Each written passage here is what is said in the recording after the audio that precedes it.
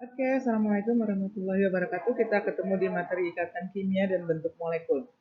Di ikatan kimia, kita akan membahas tentang jenis-jenis ikatan kimia, mengapa ada terbentuk ikatan kimia. Ingat ya, syarat ikatan kimia itu adalah unsur-unsur yang ingin stabil. Unsur yang ingin stabil. Stabil seperti siapa? Stabil seperti golongan 8A.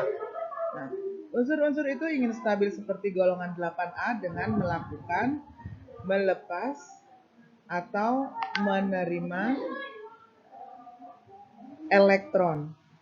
Yang bagaimana yang melepas? Yang elektron valensinya lebih kecil sama dengan 3. Kalau yang menerima berarti yang elektron valensinya lebih besar sama dengan 4. Ikatan kimia, kita review sedikit. Ikatan kimia kita bagi dua golongan besar ya, ada ikatan ion dan ada ikatan kovalen. Oke. Ikatan ion secara dasarnya adalah serah terima elektron. Serah terima elektron. Yang kedua, ini terjadi antara logam dan non logam.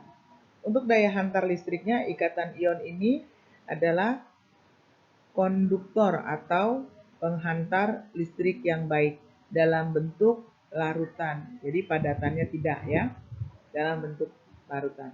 Kalau ikatan kovalen, ini dasarnya adalah pemakaian elektron bersama.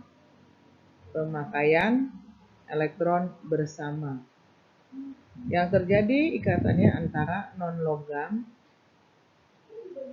dengan non-logam. Kalau untuk daya hantarnya kita bagi dua. Kovalen itu kita bagi dua, ada polar dan ada non-polar. Nah, yang mana yang bisa menghantarkan listrik? Yang bisa menghantarkan listrik adalah ikatan kovalen polar. Untuk bentuk molekul, misalnya mereview sedikit.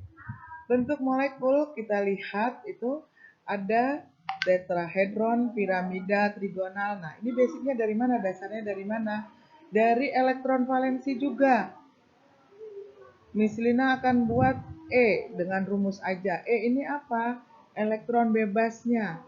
Dengan rumus elektron valensi dikurang PeI dibagi dengan 2. Nah, kita akan lihat jumlah PeI-nya ada berapa. Misalkan E-nya jadinya 0, berarti yang kita lihat PeI 4, PeB-nya 0, berarti bentuknya adalah tetrahedron. Ini kita pakai berarti bentuk molekulnya, strukturnya AX4. Kalau yang ini contohnya bagaimana, Miss? Contohnya AX3E. AX3E berarti bentuknya trigonal piramidal.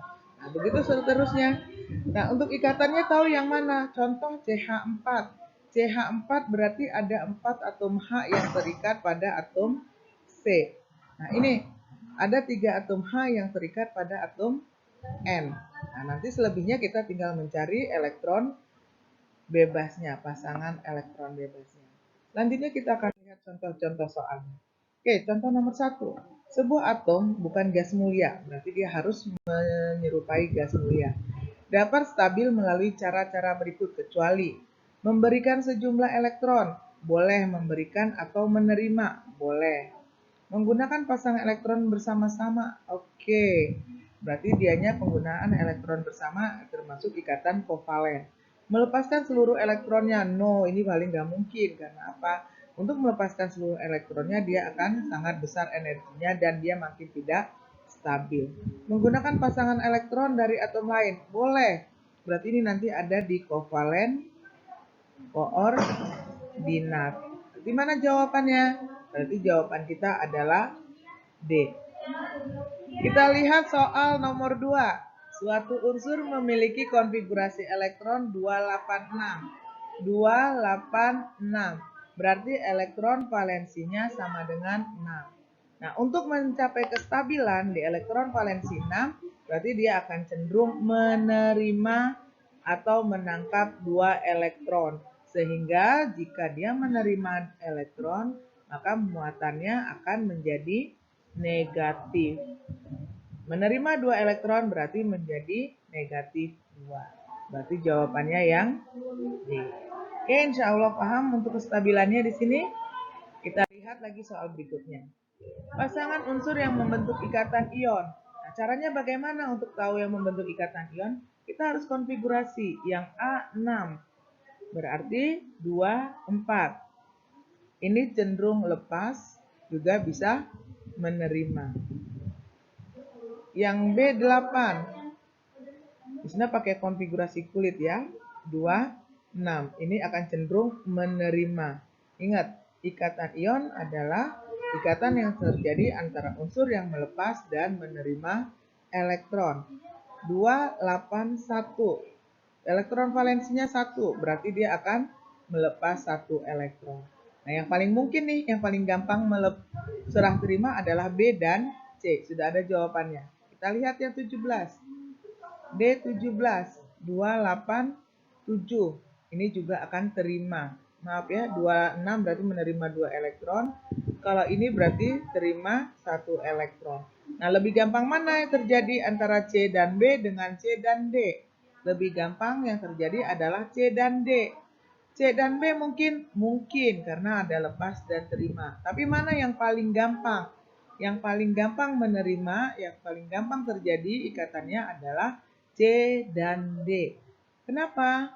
Ini yang paling gampang terjadi karena ini menerima, ini melepaskan 1 dan menerima 1. Jadi yang paling gampang banget untuk menjadi ikatan ion antara C dan D. Oke, soal nomor 4, unsur X dengan nomor atom 19, X 19 dan Y 16. Berarti 2881. Kamu mau konfigurasi dengan subkulit juga oke. Oke, dengan ini 286. 281 berarti dia akan cenderung melepaskan 1 elektron dan Y akan cenderung menerima 2 elektron. Lepas dan terima berarti ikatan apa yang terjadi? Ikatan ion. Senyawanya apa? Tinggal kali silang aja.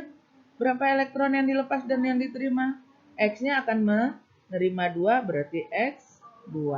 Y-nya berarti 1. Berarti senyawa adalah ion X2Y. Ini jawabannya. Oke, sampai di sini contoh-contoh ikatan kimia. Insya Allah bisa paham. Kita lihat soal berikutnya, soal nomor 5. Kelompok yang senyawa yang menyimpang dari aturan oktet. Yang bagaimana yang menyimpang dari aturan oktet itu yang lebih dari 8 elektron di akhirnya. Oke, B5. Berarti 2, 3. Dengan Cl17. Kita lihat ya Lewisnya, di sini ambil satu contoh, 3 berarti elektron valensinya seperti ini, Cl287 berarti seperti ini. Di sini ya Cl-nya misalnya buat lagi 7 ya, berarti ini terikat di sini, terikat di sini. Oke, lebih atau kurang ya, lebih atau kurang dari 8. Ini juga terikat di sini. Nah, kita lihat sekarang jumlah elektronnya B. B elektronnya baru 1, 2, 3, 4, 5, 6. B baru mempunyai 6 elektron. Sementara Cl masing-masing sudah 8 di akhirnya. Berarti BCl3 benar menyimpang. Kita lihat CCl4. C nomor atomnya 6, 2, 4. Kita lihat Lewisnya. 1, 2, 3, 4. Dengan Cl. Ini salah satu contohnya. Ini terikat. Berarti di sini sudah kita lihat terikat. Yang ini terikat elektronnya. Cl sudah semuanya sama 8 ya.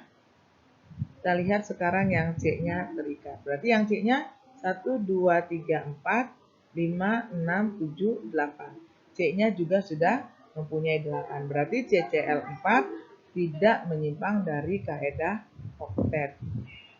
Oke? Misalnya mau coba cek yang PCl5.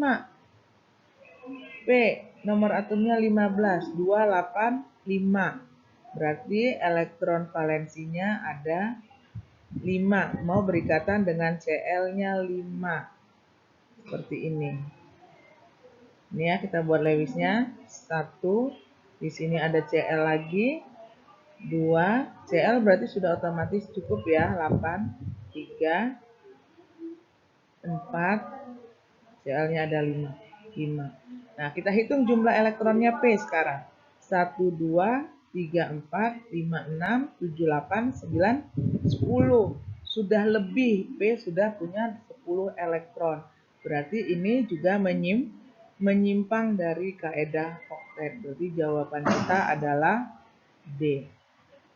Oke, nomor 6 nanti kamu coba bisa tentukan yang mana yang menyimpang kaedah oktet. Ya, buat latihan soal nomor 6. Kita lihat soal nomor 7. Kita lihat ya. R nomor atomnya 6, Q nomor atomnya 8. Kita lihat yang R-nya. 2, 4. Elektron valensinya 4. Berarti ini cenderung akan terima 4 elektron. Q 2, 6. Berarti ini akan terima 2 elektron. Berarti yang terbentuk ikatan yang terbentuk adalah R2Q4 atau RQ2. Nah, bagaimana bentuk molekulnya? Kita lihat. Berarti yang terikatnya ada 2. E sama dengan elektron valensi dikurang VEI dibagi 2. E-nya berapa? E-nya 4 dikurangin terikatnya 2 bagi 2. 2 per 2 sama dengan 1. Berarti bentuk molekulnya AX2E. AX2E termasuk apa tuh dianya? Oke, insya Allah bentuknya adalah segitiga planar. 3, kita lihat RQ2. RQ2 bentuk pi dan linier. Berarti di sini kita ambil yang pi. Kenapa? Karena ada elektron bebasnya. Yang nomor 8, bentuk molekul SF6 adalah, lihat lagi, S16, 286.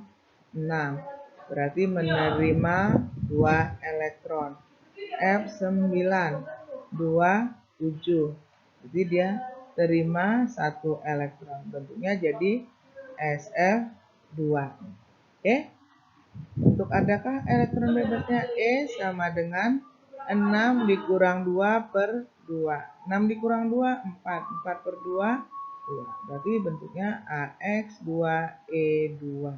AX2E2 berarti bentuknya tetrahedral. Atau nanti kita lihat lagi ya di tabelnya bentuknya apa. Oke. Terima kasih sudah mengikuti pelajaran hari ini. Dan insya Allah kamu paham dengan apa yang kita pelajari di video ini. Assalamualaikum warahmatullahi wabarakatuh.